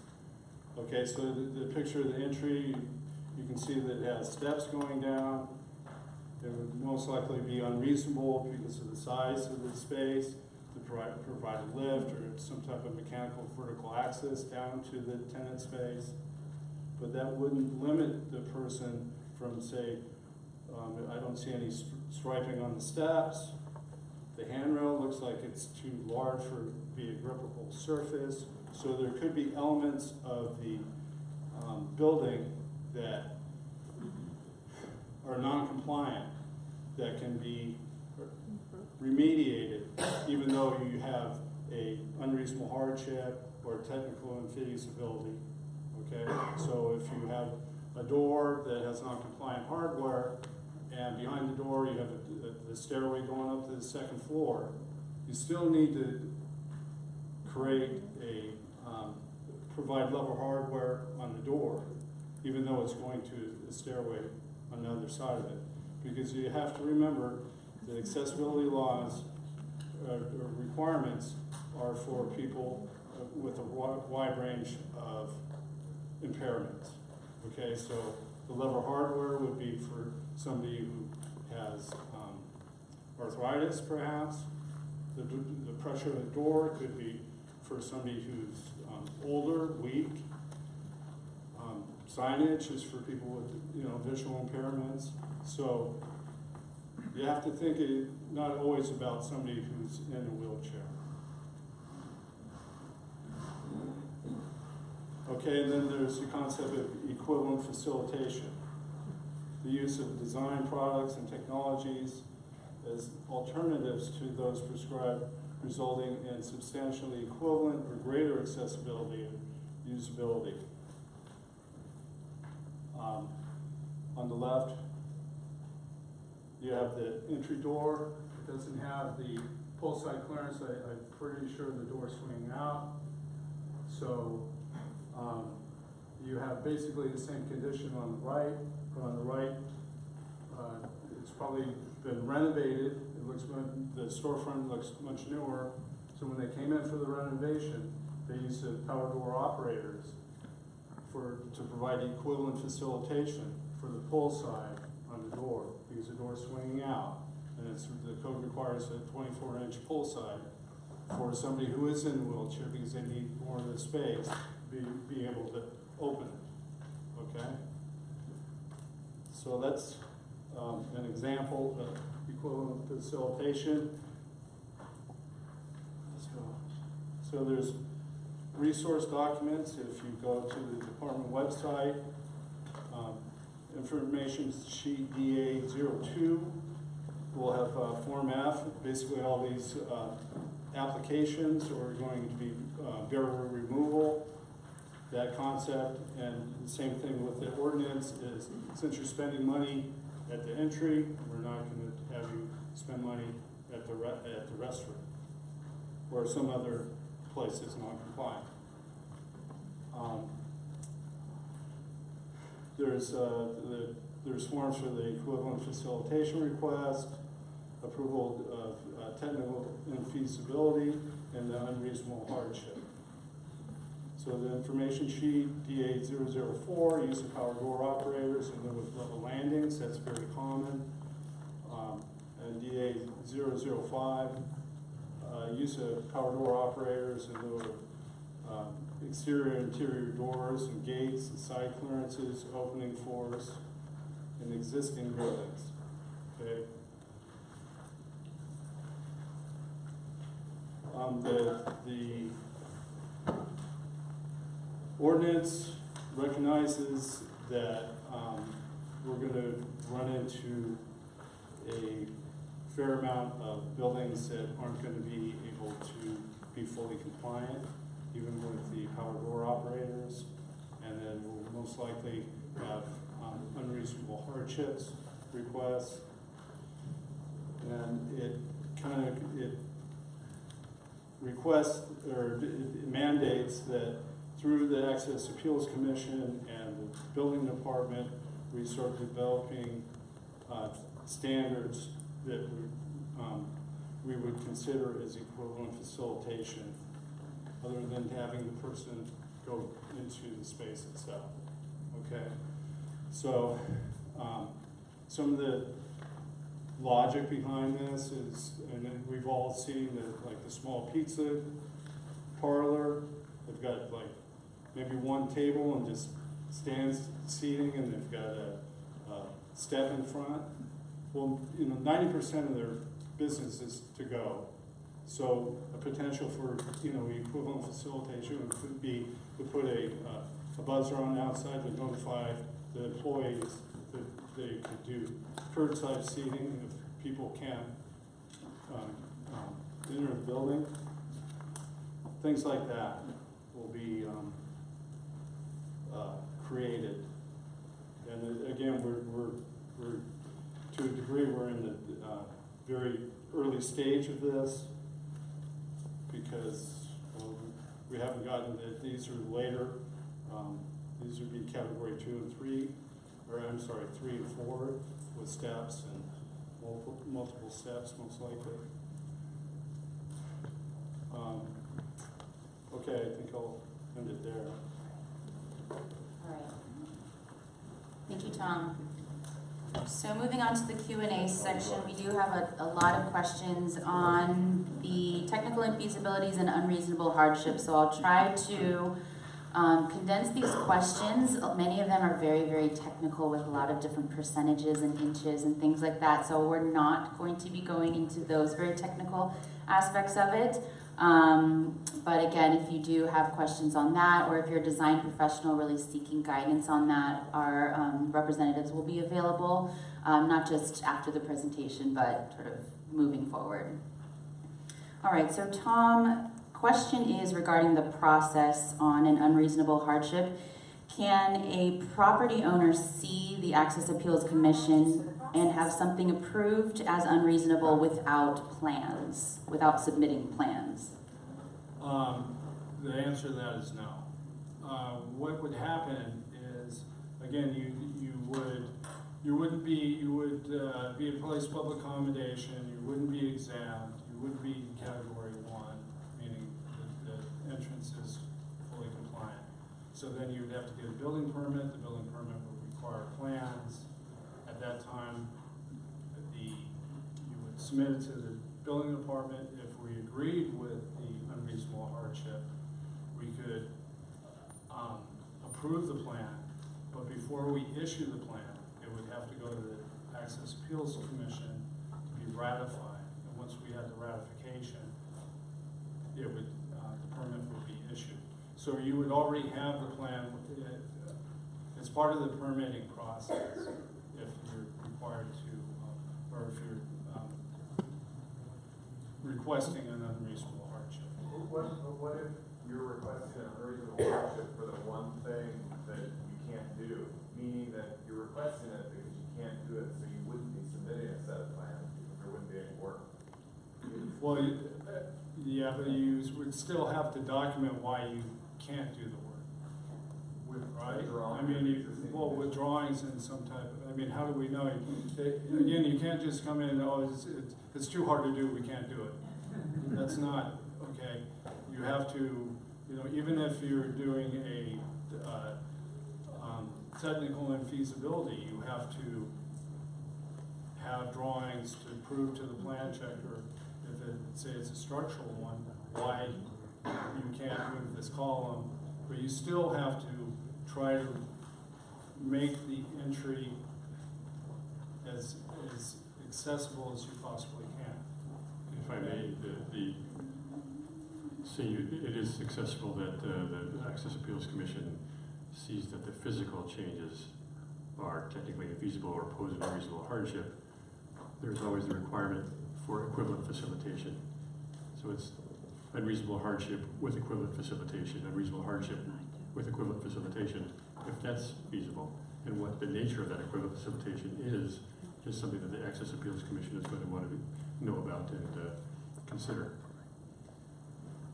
As Tom mentioned, the doorbell and service on the sidewalk at a minimum in some cases. But to support the chairman's argument, and not to be pedantic or contentious, Stephen's earlier slide said if you had 6 non-compliant items, you would submit plans. So if there was only the one item, like he said, and if it's like the column on the corner of the building, it's obvious that you wouldn't need a set of plans. It could be documented with photographs. Well, yeah, so just to clarify, sorry. We would like, we need plans for all indications or all scenarios, because that allows us to kind of assess it, as assess what the conditions and configurations are in these particular cases. And it helps to kind of, it's one way of essentially documenting, what your proposal is and making sure that it falls within one of these categories of unreasonable hardship, that you have provided the greatest extent of accessibility, that is achievable, and that for whatever your proposal is, that we can review it in a holistical perspective. But your slide dealt with the permit process. It didn't deal with hardship. It said submit plans if you're going for a permit with 6 non-compliant items. If all I'm changing is the hardware, do you need plans? Well, no, again, if you were to go to if you read through that checklist, say you go and have the building survey, and the only thing is the hardware on the door. Don't submit the form. Change the hardware. Fill out the form. Right. Now you're compliant. You're category 1, and you're done. Okay, so okay. So that and it's actually in the checklist. If you read through it really closely, if there are minor items that you can correct, okay, then you correct those items, and then you come in and say category 1, and you're done. Now, that slide where it's talking about put the category checklist in the plan, and for example, if you have 6 items, you might have 6 items, you might have 1 item, okay? The checklist being put in the plan gives the plan reviewer and the ability to say, okay, you have 6 different non-compliant items, how are you going to comply under those 6 items? It could be 1 item, it could be 10 items, depending on the entry in the checklist form, okay? I would also point out that documentation is vital in defense scenarios. So when you go into your depositions, you have some evidence of why you made certain decisions, and evidence of decisions made and who made them and why, and for any building owner or design professional, and even the city, it's essential. Okay, so next question, just in the interest of time, we're at 3:51 and we're trying to stay as close to possible as wrapping up at 4. I do understand if you need to hop out, but we likely will go over a few minutes, just an FYI. So question on, let's see here.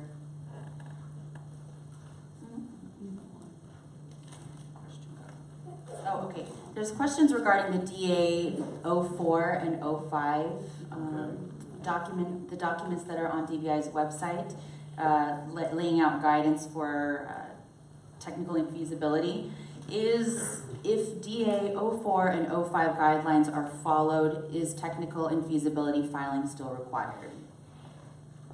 Okay, you wouldn't file a technical infeasibility because you're using the power door operator to overcome the non-compliant issues, whether it be the door pressure, the lack of strike site clearance, or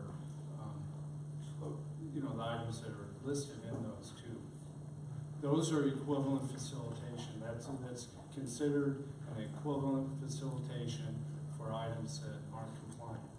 Okay? If I recall correctly, the forms itself ask for technical and feasibility and equivalent facilitation to be filed when we follow that timeline. So can we ignore that part? Yeah, I'm not really. I'll have to answer that at a different time. It does seem like if you're using that to overcome those issues. What was the question? I'm sorry. The question was that on the forms for the for when you're filling out the when you're applying for the DA 4 and 5, that you're supposed to request a unreasonable hardship or technical infeasibility, and I'm not really sure what she's referring to, so I was going to answer that offline. Okay. The next question here is a general question. What are some alternatives to power door openers? Are there less expensive alterations that bring the building into compliance? Well, it depends what the non-compliant issue is, okay? Most likely, if you're going to use those equivalencies, nothing's going to be cheaper than that, because most likely you don't have a level landing, so then you're trying to create a level landing on the other side of the door, or you don't have the pull-side clearance, so then you're altering the storefront, and that sends you to the planning department, and okay, so I can't think of anything that would be less expensive, unless it's just a minor door pressure or changing the hardware or Flipping the door. What's that? You can flip the door. Sometimes you have the door where the hinge is Yeah, by the skylight, and you can put the latch by the skylight instead. Well, That's about the only cheap Yeah, thing. you're saying that it changes swing of the door, so you have the door swing in instead of swing out. No, just reverse it. It'll still swing out, just put the hinge on the other side. So the pull side yeah, okay. has the clearance. It's only for the 18 inches, but whatever. If you don't need a push side clearance with a closer, yes. Right. All right, so with that, I will go ahead and just wrap up with my section on small business, on resources for small businesses and property owners, and then talk about Office of Small Businesses role. I have 5 minutes to do so, but again, I'm not promising anything. I will go a few minutes over. But I think that this is really important information. A lot of the questions have come from design professionals, the questions around remediation, what different solutions are, alternatives to solutions. That sort of takes you into more of the design professional realm, which is really important to find one that fits your needs, fits your budget, and also is experienced here in San Francisco. So just a quick background about what our office is doing, and what I'll focus my next 4 minutes on is just sort of putting into perspective what this ordinance is doing, and also just to sort of piggyback onto what Supervisor Tang mentioned earlier in the presentation. So San Francisco, as we all know, is very unique in our topography. We're a city of steep hills, narrow streets, older buildings, and unfortunately that's in terms of complying with existing state and federal accessibility laws. A lot of our businesses, a lot of our buildings have historically, sort of for a very long time, been out of compliance. When it comes to ADA and accessibility, there are a whole host of sort of myths. I will point out this guide that we have on our back table. It's a guide to disabled accessibility compliance, which outlines the state and federal laws that sort of this accessible business entrance program overlays with. All of these laws are currently in effect, and what we're looking to do with this ordinance is to better have property owners and buildings bring their buildings into compliance with these existing ordinances. So with that being said, our office is working to do outreach to the business community, merchants associations. We're working with the interagency group to also reach out to property owners and educate design professionals about the ordinance. We're taking these opportunities to educate you, but also take your input, and know that we will be, working internally to address any of the challenges and questions and concerns that you have. Some resources that our office has put together, all available on our website. Our website is sfosb.org. We have, I'm just going to pull them up as I go through them. This is a database of certified access specialists that lists about 116 certified access specialists that have been certified by the state. This list is a filtered list of about 700 plus from the state Division of State Architects website.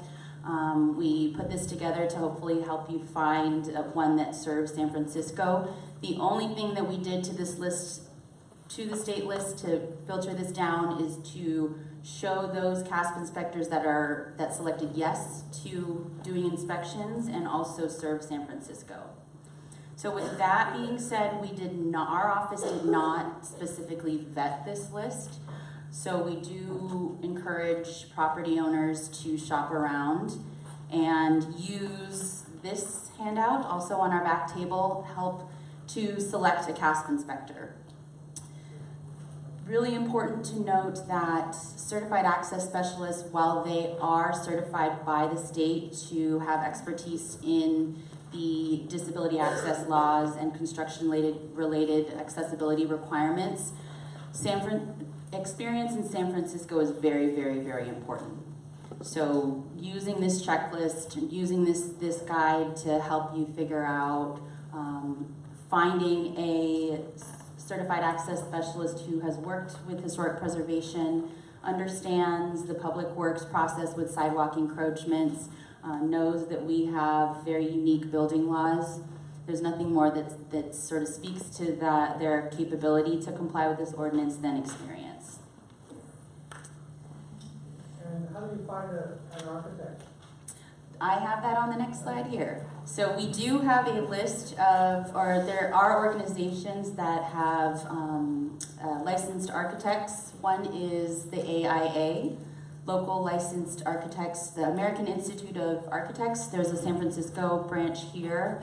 They, on their website, if you go on their homepage, they have a search box and you can type in your zip code and they'll pull up licensed architects to reach out to. The Division of State Architect California Certified Access Specialist, DSA, also has more resources on their page about finding a certified access specialist. Again, there is listed our database that we put together from our site.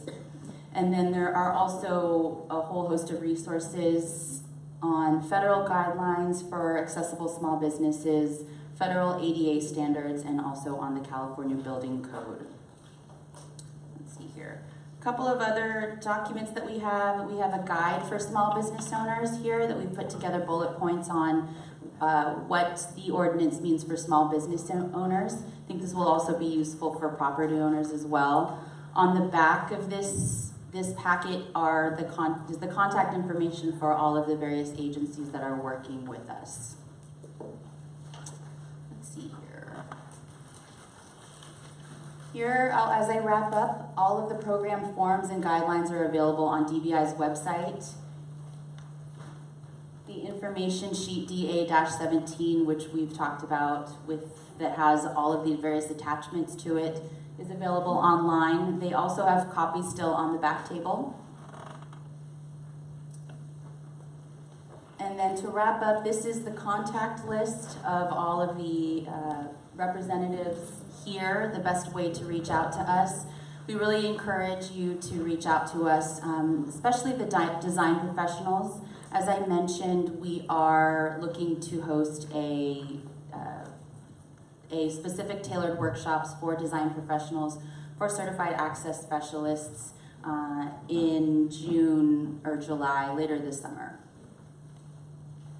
And then Lily, do we have any other questions, Lily, with the cards? We're wrapping? Okay. All right, so I think, are we all, for those of us that are staying behind, you'll have some time to answer questions with you all. But again, thank you so much for taking your time out of your busy day. And have a great rest of your day. Thank you. And thank you to the panelists as well.